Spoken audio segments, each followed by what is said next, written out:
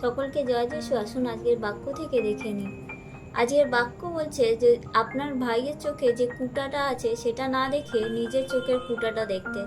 মানে আমরা অনেক সময় অন্যজনকে দোষ দিই বা দোষারোপ করতে থাকি, যে আমরা তাদেরকে বলতে থাকি যে দেখো, যে তুমি যেই দোষটা করেছো সেটা হয়তো আমার ভালো লাগলো না, বা সেটা হয়তো আমার ভালো লাগছে না।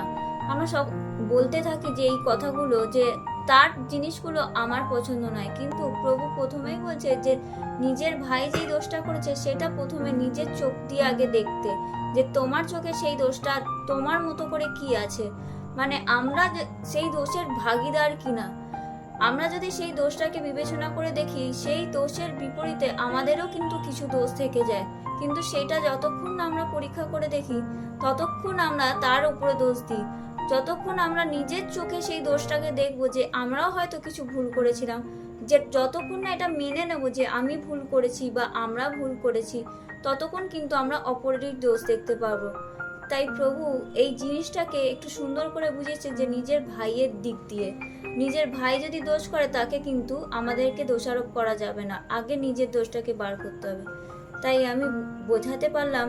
বিশ্বাস করি সকলকে জয় যিশু। আমেন।